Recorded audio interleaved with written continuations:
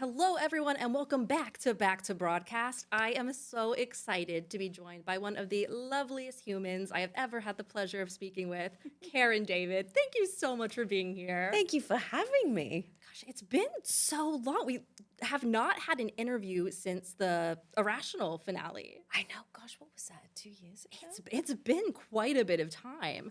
And I Yeah. definitely I want to touch on that, but I kind of have a way of starting off this podcast by asking, what is it that you love about network TV, broadcast TV, that I'm going to be at my TV at 8 p.m., sit through the commercials so I can see this live type of feeling? My husband teases me about the fact that I may be one of the very few that actually have subscriptions to cable company, where you have live TV. Yes, you And I should. think it's a nostalgia thing for me.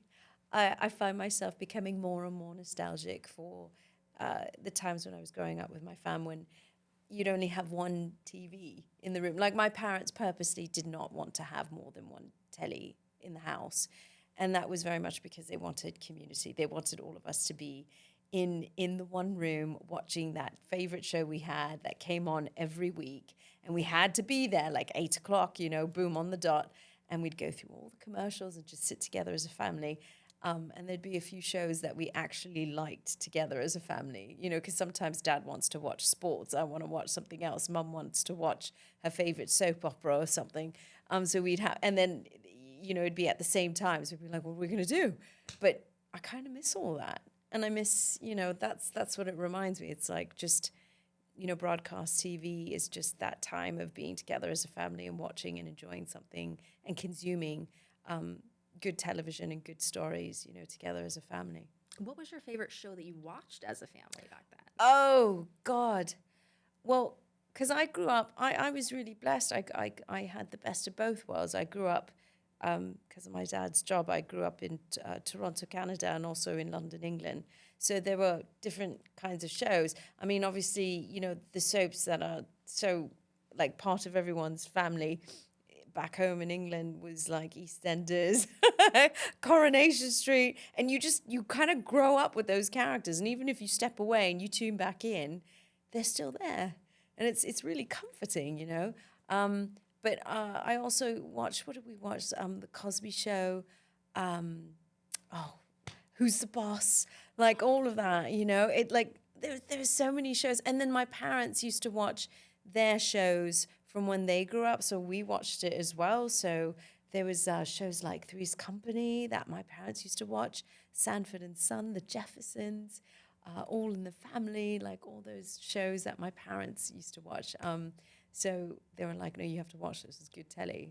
And I think that's where my love for good wholesome, storytelling came from. That's what my parents did to me with King of Queens. We had to watch it Oh, every day at the yes. dinner table, 6 p.m. Yep. And Yep. you know what? It's still Yeah. one of my favorite shows Yeah, today. yeah. Dad was always watching Saturday Night Live, Mad TV, all of that. Those he loved comedy too. So, yeah, I just those were good times. They were simple times.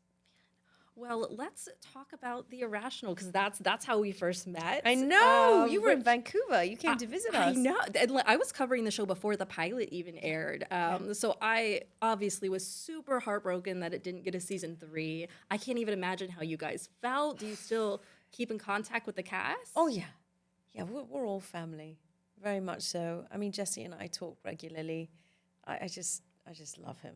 He's such a wonderful human being, the kindest, and besides being gorgeous and multi-talented, I mean, it's not fair. It's quite annoying, actually. It's not fair.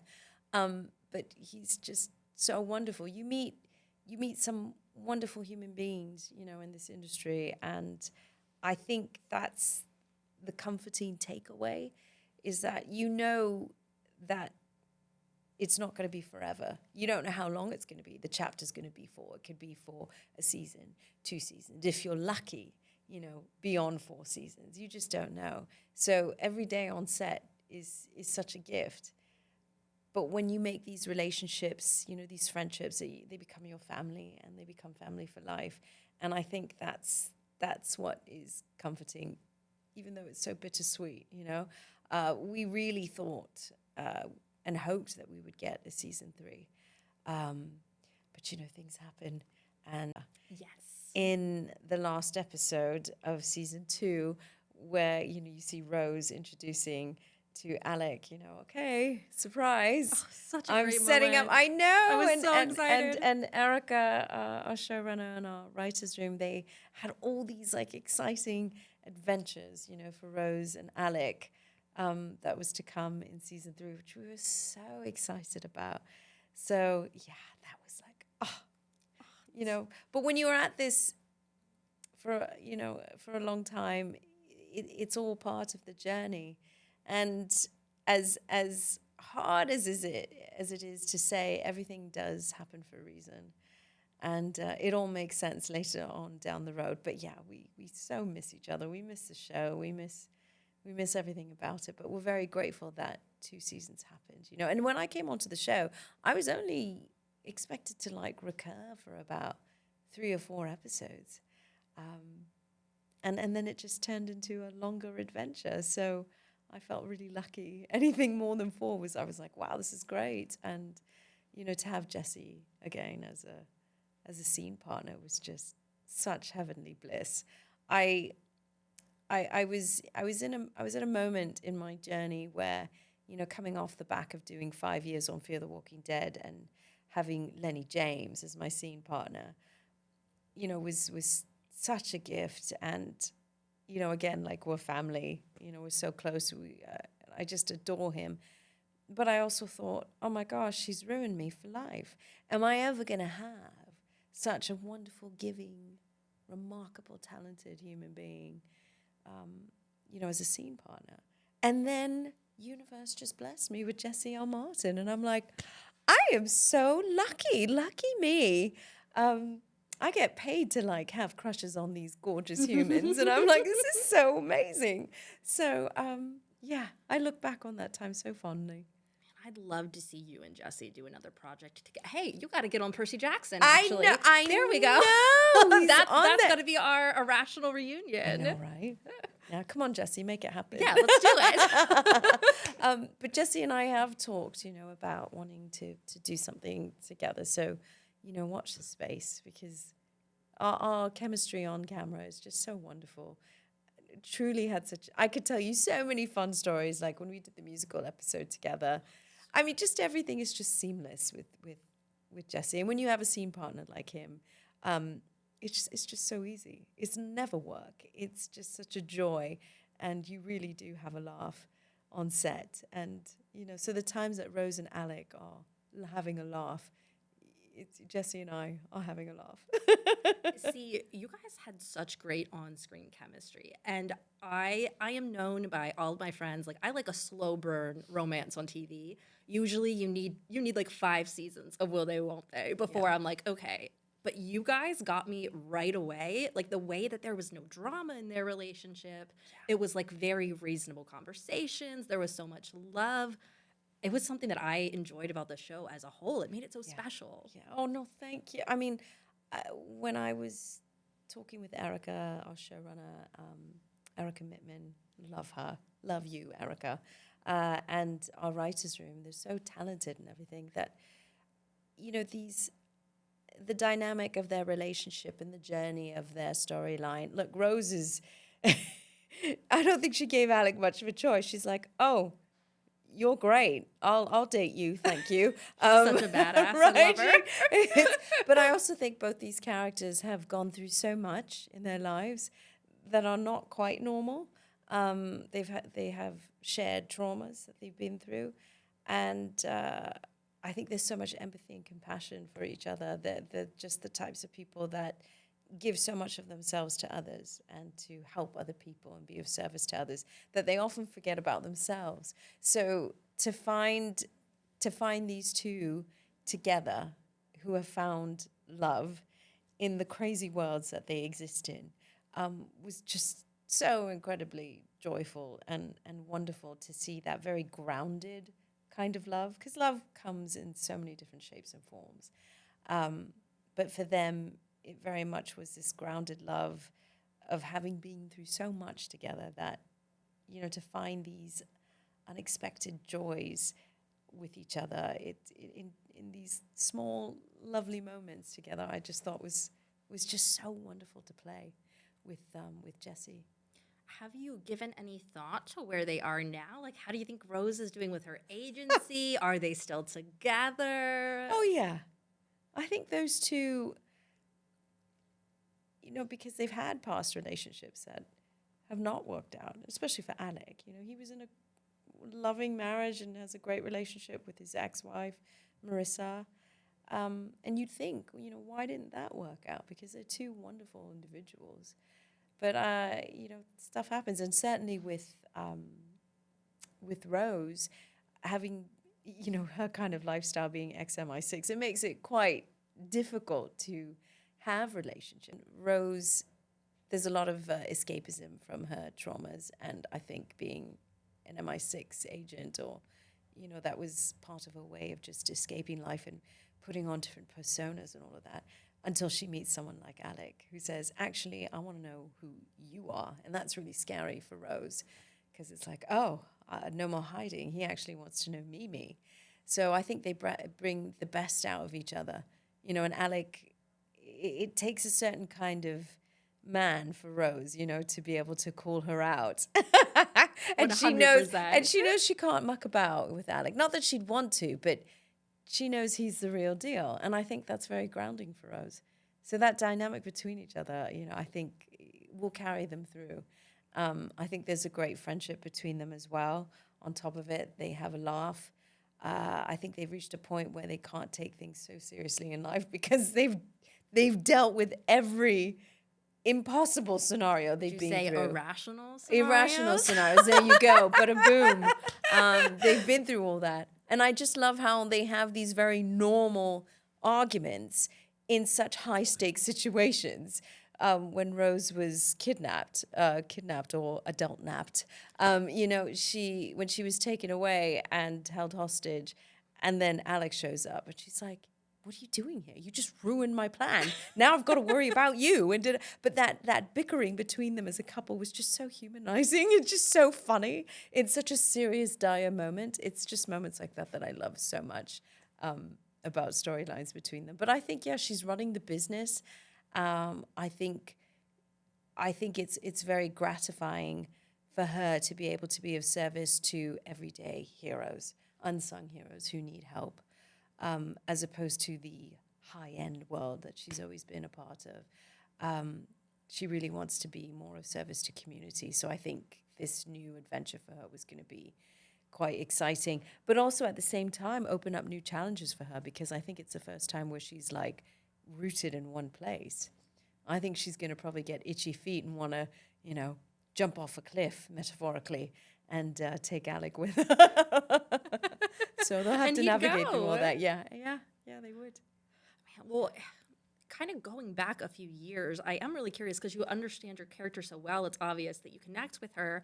Do you remember the moment when you were on set and you were like, okay, I understand Rose. She's not just someone on this paper anymore. Like, she's part of me. Yeah.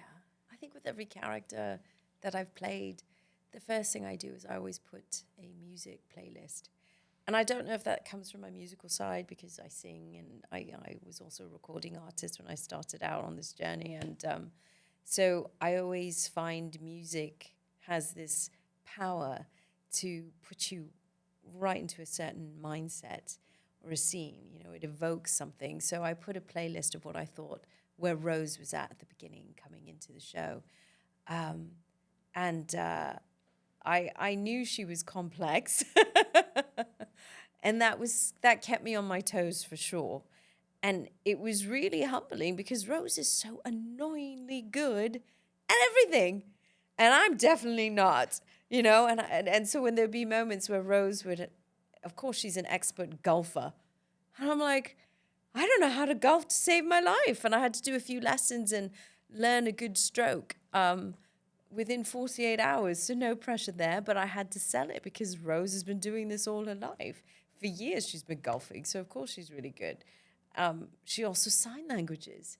And so I loved that. I loved so much. I think that was the most fun about Rose is that besides keeping me humble and keeping me on my toes as an actor, there was always something new that I had to learn for Rose, a skill set.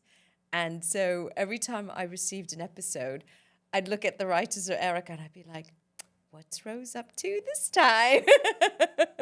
So it was so much fun to play her in that sense, because there was always something new that I had to learn.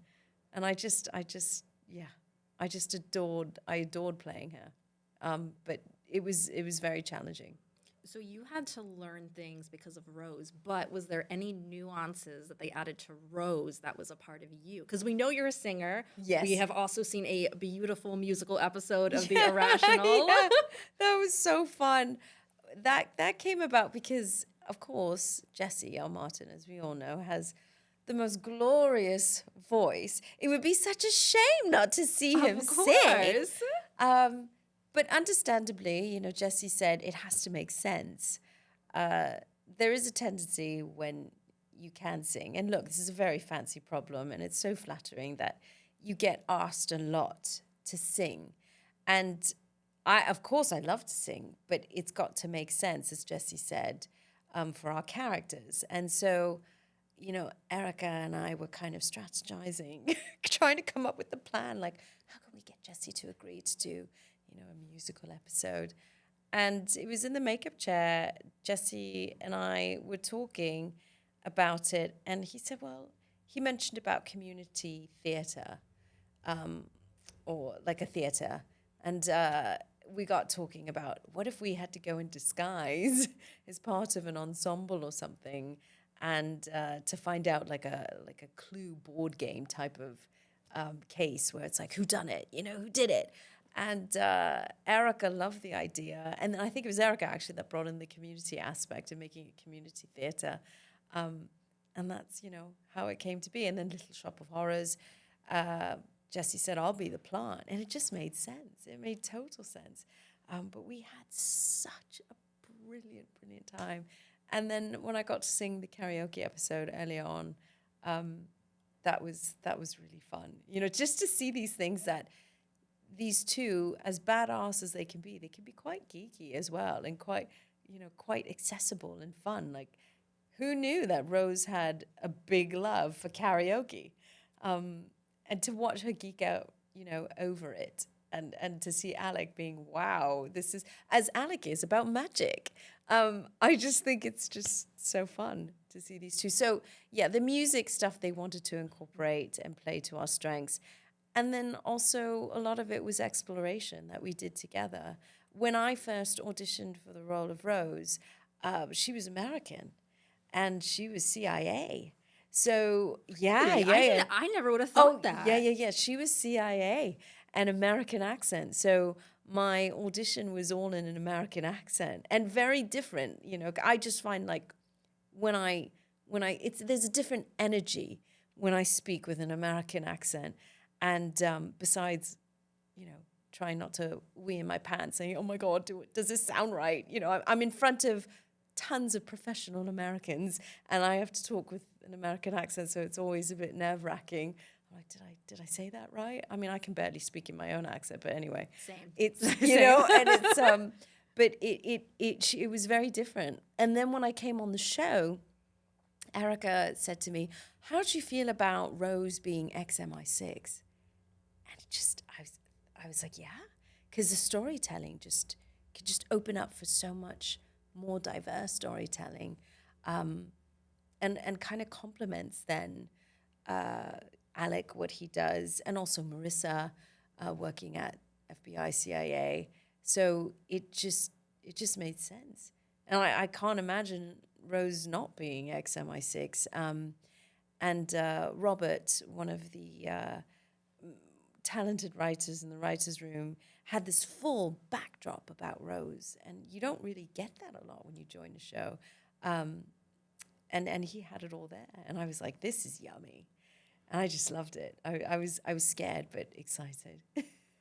Well, bringing things back around to music, did you say that you have something fun in the works with a certain fan favorite Once Upon a Time actor? Yes.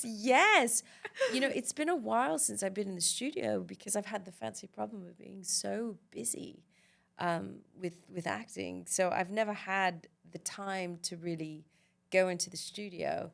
and record music. It's been a while, and I miss it because it is a huge part of me.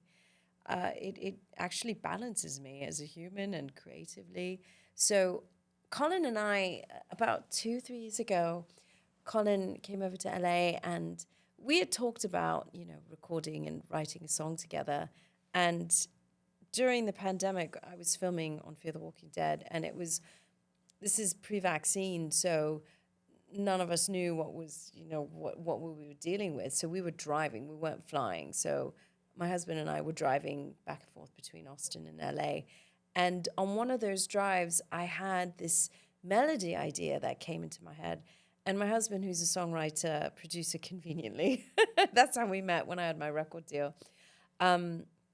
He said, record it, it's a good idea. So as he's driving and the dog on my lap, I'm just like, singing, we're driving down the 10 and I'm singing this melody. And I told Colin about it. I said, I think this could be an idea for us to record. So he said, okay, let's take a look at it. So long story short, came into the studio, and you never know if you have good writing chemistry, let alone vocal chemistry with someone else. It's very much like a blind date. And so there's more pressure when you know the person. And when it's Colin, you're like, oh God, I hope this works out. And it did. It really did. He sounded amazing. And we kind of looked at each other. We're like, oh, we sound good together. And he's like, yeah, that was fun, right? Yeah. Should we do more? And so life got busy again because Colin's in Ireland and I'm here in LA and London. And so it gets a little challenging with schedules. So December last year, we were doing a convention in Paris, and we said, look, we've just got to do this. Because when you have sort of this gift of time, after Irrational, I had to wait. We were in waiting until we found out about what was going on with the Irrational. And these are more technical terms, but I was in first position. So I couldn't do anything else until I knew what was happening. So I had this chunk of time on my hands. I was like, well, what am I going to do? I'm typical Aries girl. I can't keep still.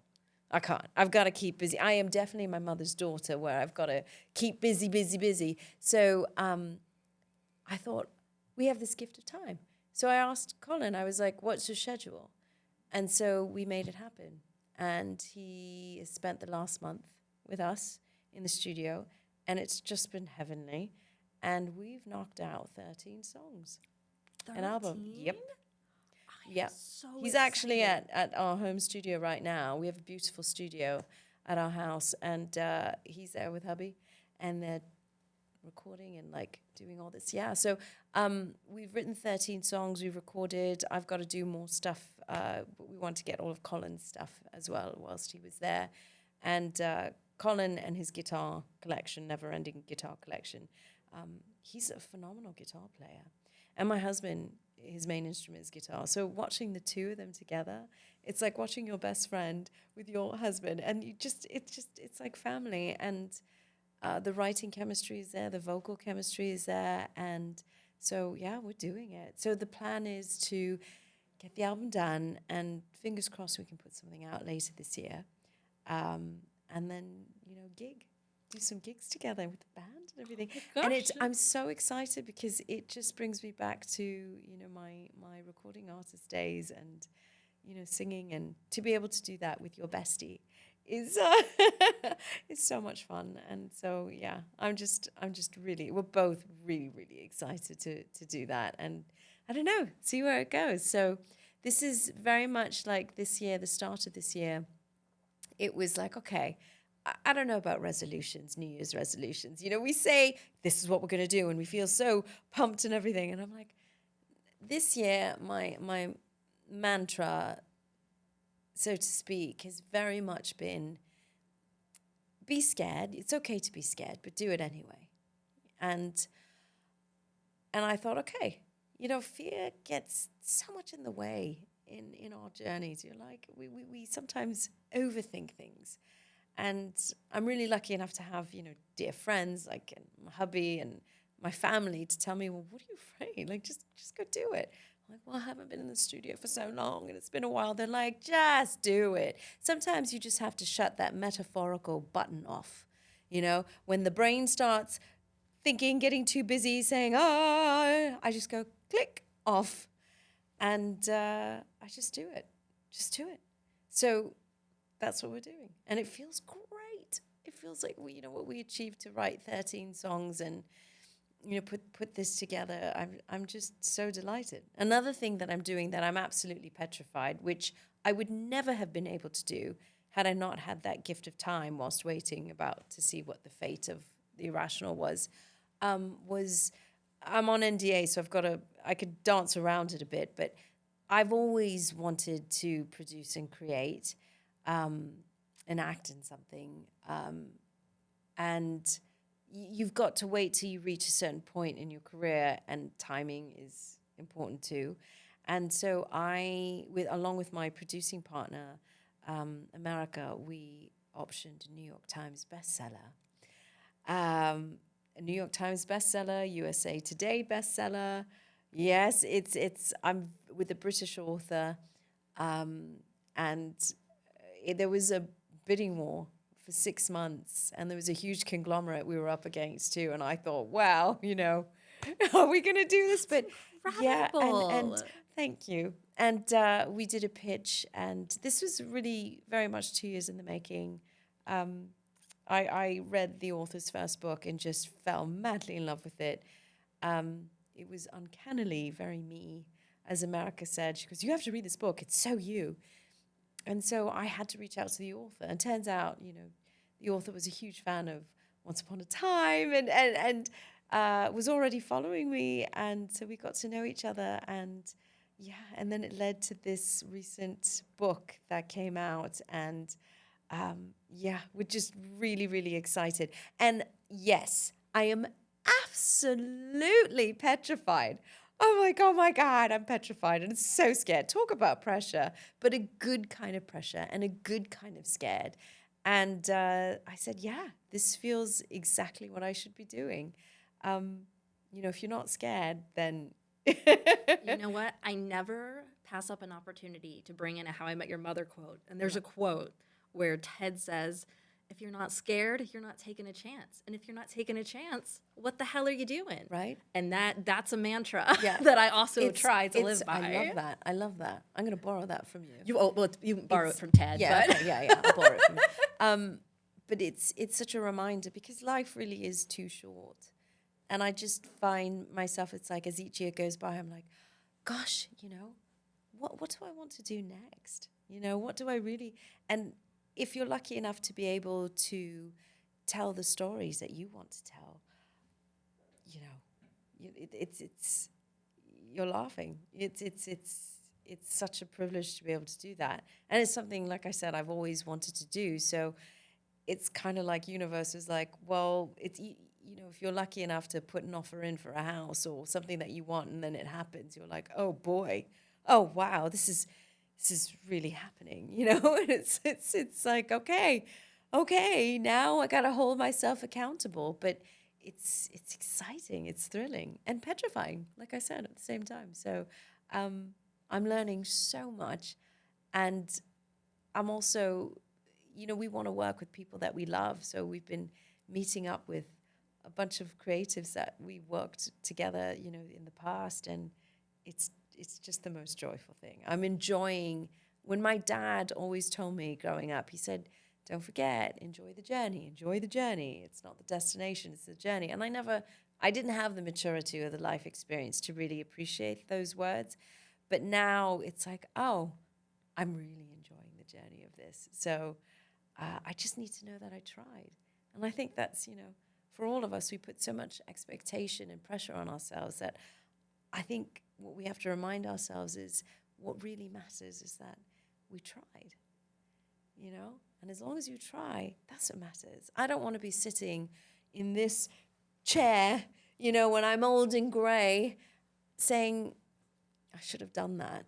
Why didn't I do that? I think I'm more petrified of the things that I didn't do than the things that I did. So it's now or never. That is so great to hear. You've been doing such incredible stuff. I mean, obviously, I'm sad that the Irrational got canceled, but wow, look at what everything you've done is really inspirational. It's everything everything does happen for a reason. Even though it can be annoying to hear that at times, you're like, no, don't say that, don't say that. But it's, it really does. Because these are things that I kept talking about for so long, and about going back into the studio and, producing and creating. And I just felt I reached a point where I was like, oh, I'm tired of hearing myself just always talking about it. It's like, do it. Do it. Get out of your own, stop, shut that button off and just do it. Timing was always a thing. And so having this gift of time, this is what it's blessed me with. And so, and then, obviously it's been really nice. I was on Tracker with Justin Hartley. I was just about to mention that. That's so difficult. It's a tough life, let me tell you. And now I'm guesting on CIA with Tom Ellis, who is so lovely as well. And I'm thinking, for going back to back with Justin and then Tom, I mean, they're both such lovely, lovely guys who are just so fun to work with. And such pros. And with Tom, it was so lovely being with a fellow Brit. You put two Brits in a room, that's it. We're such cheeky chops together. And I had just come back from London because I was doing meetings, obviously, for the book and all of that. And so I had brought back a suitcase full. Every time I go back home to London, I just fill it up with, Percy Pigs, tea, my favorite toothpaste from the pharmacy, and all this stuff. It's just a big bickies, lots of biscuits and all of that. And so I knew Tom must be missing home. So I brought to set, and I tend to do this all the time. I'm a feeder. It's my mum. Blame it on my mum. You brought us chocolates, yes, which was Mickey's. so nice. Yes, from Marks and Sparks. But that's my love language. My parents brought me up like that. So I brought Tom some Percy Pigs and some Cadbury chocolates, and he was like, oh my God, I love you. And I was just giving them out to everyone, because they work long hours, and you work together. And even though, I was only there for an episode, but it's community, these people work long hours and they're so lovely and they're there to make you look good and to cheer you on. So that's my way of just saying thank you, have a chocolate from England because it's really good. So it was so much fun to work with him, and that episode's next Monday. So is there? I don't want to get you in trouble, but is there anything you can tell us about your character? Look, it was so fun. They said, I just got back from London. 4 days later, I was on a plane to New York. They said, can you come play with Tom for a couple of weeks? I said, well, I'm going to say no to Tom, because I had heard so many lovely things about Tom and obviously loved him in Lucifer and all of that. This role was fun. She's kind of like a really badass Bond girl kind of thing. Different from Rose, but very... You don't know if she's good or bad. The best kind of character. Yeah. But she plays it well. And the dynamic between her and Tom's character is just, it's a lot of fun. So I'm excited. It was good. So to be able to, go from working in Vancouver with Justin and the gang to Tom has been really nice, So that continues. That journey always continues. And in the meanwhile, I'm working on these things. So... Well, since we're talking about your network shows, as a huge Rookie fan, I am, of course, obligated to ask you, because I saw that you also did Castle with Nathan Fillion. Yes. So did you guys meet on Castle and then you reunited in the Rookie? And then reunited on the Rookie, which was so fun.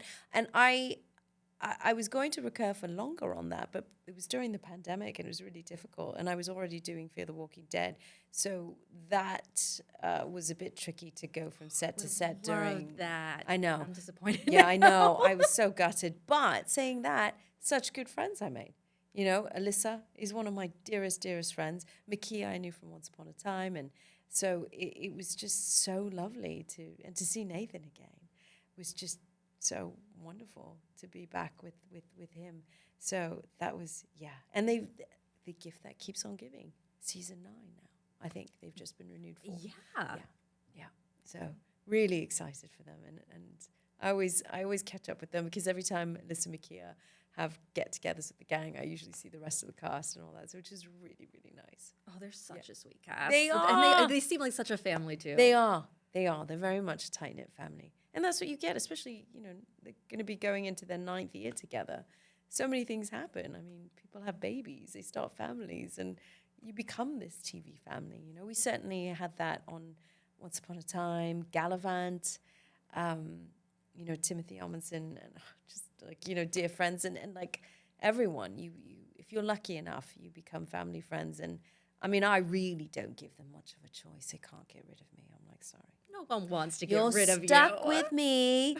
But yeah, that's been the true gift of being able to do all these different shows, from Barry with Bill Hader to, Once Upon a Time, obviously, Fear the Walking Dead, Legacies, all these different shows. I look back on all of it. And thank you for bringing me on the show, because, we get so busy with our lives that we don't take the time to look back. And you're like, oh, wow, did I do that? It's like, oh, wow, and it's so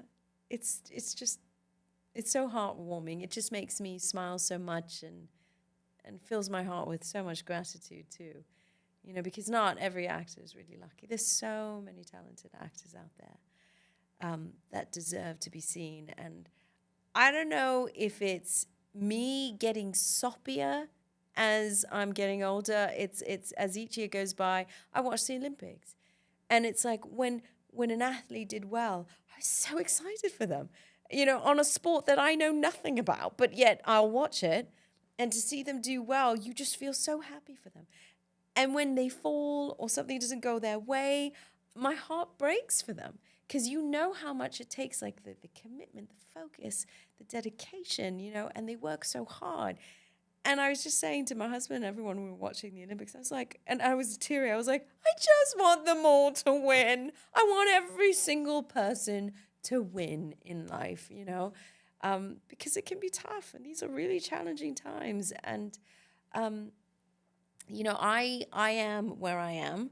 I'm sitting here with you having this lovely conversation because of all the amazing human beings in my life that thought, this kid's special. She's got something. And they cheered me on. They gave me really good advice. They guided me. I made my mistakes. They guided me no matter what. And it takes a village. It takes a village. And I have no idea where tomorrow is going to take me, or, next week or whatever. But I'm just surrounded by so much love and the bestest cheering squad ever, that I just feel like, well, the now or never, got nothing to lose. You just go for it, Just go for the things that, no dream is too big or cheesy, or that's what I'm really grateful about with my parents too, that, they're very unconventional for South Asian and Asian parents. I didn't have to be a doctor or a lawyer or accountant. They caught on very quickly since I was a little girl that I wanted to act and sing, and so they were really supportive. I had to do well in school, that was the deal. But they taught me from a very young age that no dream is too small or too big. If there's something you really that speaks to you and you want to follow your heart, then you've got to do that. It's often the hardest path. Oh, yeah. Right? Tell me about it. But it's the most rewarding path, because you know that you're living genuinely. That's something true to yourself. And that's worth everything. And so I often get asked by, new actors coming onto the scene or starting out. They've just graduated from drama college or, school. And they're like, how do you do it? And I always just say, well, remember why you started. It's that feeling that consumed you. Just remember why you started, and that will always bring you back to feeling the grounding you. Okay, this is where it started. This is why I do what I do. This is why I love what I do. But I also tell them, because this is what my drama college teachers told me. They said, never be afraid to live your life. You know, you're always going to be an actor, no matter what. But never be afraid to live your life. And that's such valuable advice, because life experience also makes you a better actor too, or a better storyteller, or a better interviewer. You know, it's just like life experience, meeting different people, traveling, exploring, learning. It's never too late to go back to school or to learn something. And I think we either get in our own way, or we allow ourselves to grow as much as we allow it. And so I think being curious and continually being curious is really important. So I always tell them, you know, don't be afraid to ask questions. Don't be afraid to say, I don't know. It's okay. You know, I know some people say fake it till you make it. I'm like, no, just be you. Because there's only one version of you that makes you so unique and so special. There's only one version of your DNA that exists in this world. And I think it's just so important that you just stay true to yourself. And the more vulnerable and real you are, I think that's what just makes a person so charismatic and special. So I'm like, just be you. Just be you. Ask all the questions. And if you don't know, say you don't know and learn. And always be curious. And treat people with kindness. That's one thing my mother always told me growing up. She said, have courage and be kind. You were saying all the things I needed to hear today. So thank you. Oh, that makes me happy. That makes me happy. Well, I can't take all the credit because, like I said, it's a village of people around me that have taught all these things to me and that still remind me of these things today. And I'm just really blessed to have good people in my life. So any opportunity that I can to, like, you know, just tell others if they ask me, I'm like, well, this is what I've been told. So, and if it helps you, great. You know, take what you need and chuck away the rest that don't, you know, so. So lovely. Well, then, since we're reminiscing on your past work, I, of course, have to ask you about Fear the Walking Dead. Yes. I actually dipped my toe into the Reddit. You did. I did. And I said, is there a question that the fans may want to know from Karen David? And what I got was, this was the top one. If you could play any other role in the Walking Dead universe, including the spin-offs, who would you want to portray? Oh, that's such a good question. It was a good question.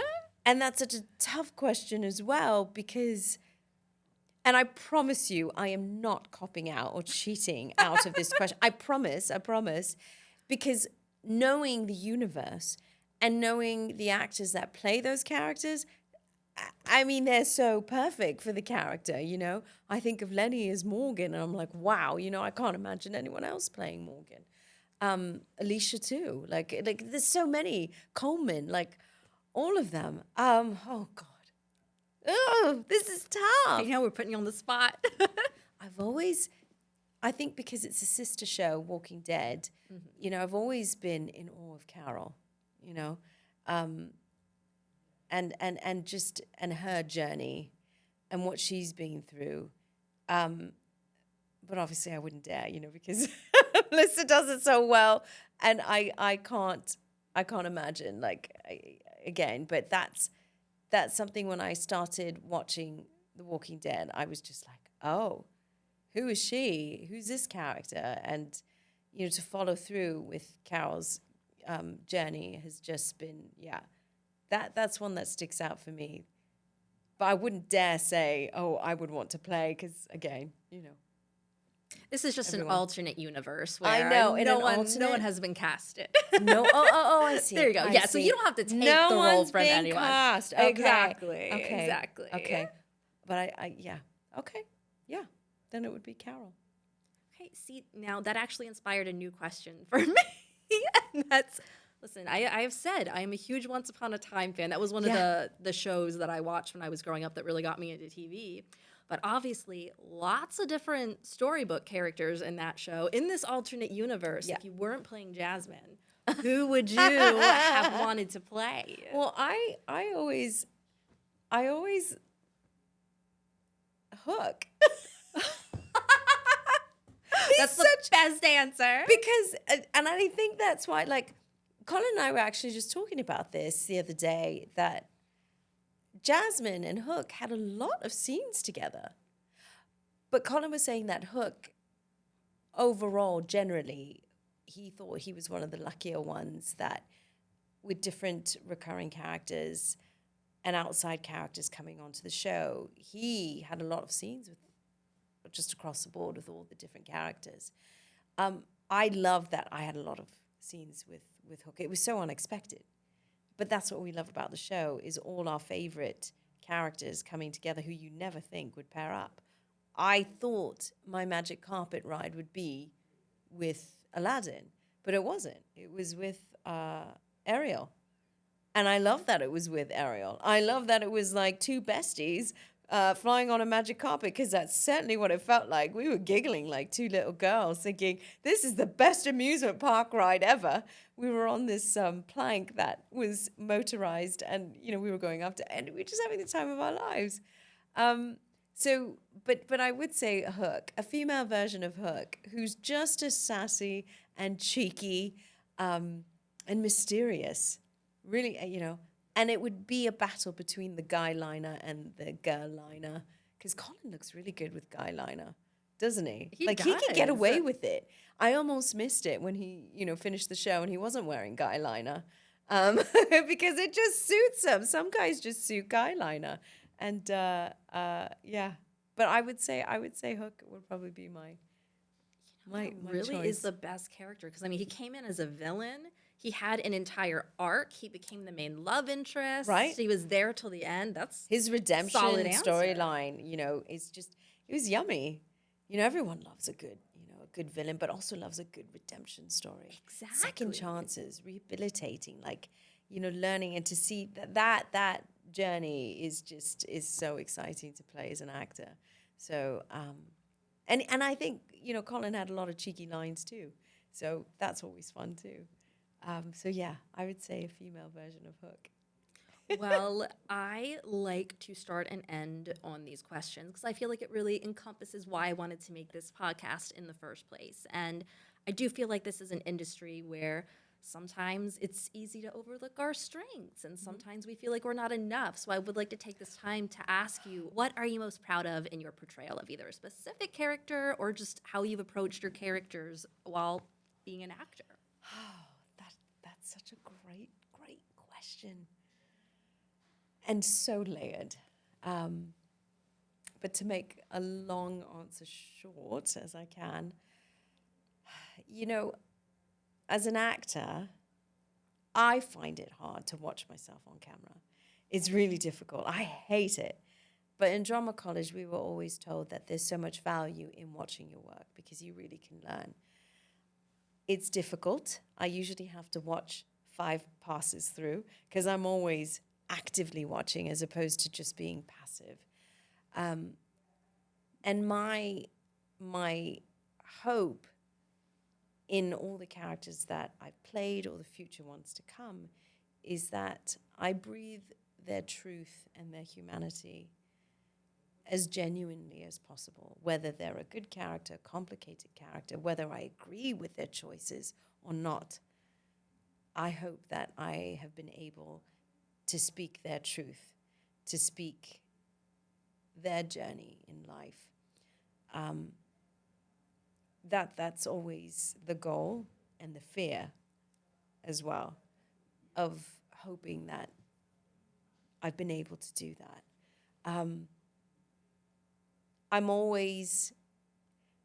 I don't know if there's such a thing as perfection. When I was certainly younger as an actor, starting out, I thought that that's what it had to be. But what I've come to realize is that all the imperfections about myself and the imperfections of the characters that I play is what makes them so human and so relatable and just makes them so much more interesting, you know, in the stories that they tell and, you know, their journeys, telling their truths. I just find it so much more yummier to tell. But I don't know if that comes with experience, and probably. And as each year goes by, you learn something more about yourself. Something surprised me about myself that I didn't think I could do. Certainly when I joined, for example, Fear the Walking Dead, that was a real departure from what I was doing before. I having done Gallivant and Once Upon a Time, which, don't get me wrong, put me in a period costume and signed me up. Like, my parents brought me up on copious amounts of the Bronte sisters, Thomas Hardy, Jane Austen, all of that. You know, I love all of that. And so doing Gallivant and Once Upon a Time was such joy to be able to play those characters. But I needed to do something really unexpected and different. So doing Fear the Walking Dead would, you know, my character Grace had quite a painful, traumatic, and some dark storylines there. That was really out of my comfort zone. Being on Barry and playing, you know, my character there, again, very, very different for me. So I feel like there's always a fear that it's like, oh, can I do this? Am I capable of doing it? But I realized, oh wow, I can, and that makes me even want to do things out of my comfort zone even more. But like I said, I'm typical Aries. I'm just like, let's jump in the deep end, yes, and trust that I am going to come up to the surface, and I will, you know, jump off the cliff and land on my feet. You know, that's a bit of the daredevil in me, but that's what keeps me on my toes. And I feel like with acting, if it doesn't keep you on your toes, then it's not the right role for you. You know, I've been doing a lot of mocap lately, motion capture and video games, and that's been a whole other realm as well for me that I've loved. I've learned that it almost feels like doing live theater because you're not allowed to make any mistakes. You have to be so present and so in tune with the other actors in your scene, even more so, because you cannot make a mistake. You make a mistake, you got to go right back to the beginning. So when you're in a scene with like 5 or 6 or 10 other actors in one scene doing a video game motion capture, it's humbling. I can imagine. You know, because on film and TV, we have the luxury that if you trip up on a line, I mean, there's a blooper reel for a reason. But if you trip on a line, it's fine. You just pause, take a few seconds, go back to it, and it's fine. They can edit all that in. But on motion capture, you can't do that. You got to go right back to the beginning. So 32 takes later, yeah, it's humbling. But I've been able to play characters that I wouldn't normally play. I just did Ghost of Yotei, and it's such a beautiful, stunning game. It's won many awards and been nominated for so many awards. And I got to play this elderly, wise shaman. Apparently, I can do good old women. So I got to play this Japanese shaman who's like in her late 70s, early 80s. And I had to learn a Japanese tribal language, which was so beautiful. And that's what excites me, to play characters that I would never get the chance to, but in animation or voiceover, that's just opened up a whole other world, you know, of creativity for me, which has been so much fun. And then Call of Duty, Black Ops 6, I was on the Black Ops 6 team playing Sev, who's this, I mean, Rose is badass, but Sev is like she scares me to this day. I'm petrified of Sev. You know, she's this assassin for hire who puts on so many different personas, who's just an expert at like killing and just is so good at it. And when it's of likeness, you see your character and you're like, gosh, that's me, but it's not, but it's me, but it's not, but it's me.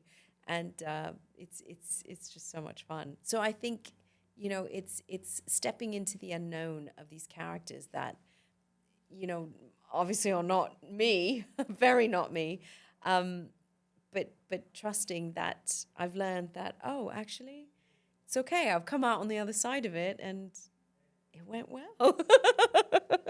Thank God. So, yeah, that's what I've learned. That's a lovely answer and such a great note to end on. You know, thank you so much for being here today. Again, you are such a breath of fresh air in this world. You really are. And I appreciate you so much for coming on and talking to us and reminiscing. And you know what? I got to tell you, I will never stop hoping for the Irrational Season 3 revival. Right? Just putting it out there. Are we putting it out there? Yeah, that would be great. Jessie and I, you know, we'd love to do something together again. Obviously, that dynamic between those characters, yes. But I love the way you think. So Yes, yep, we're Rachel, I manifesting love the right way you here. think, and we're putting out there to the universe.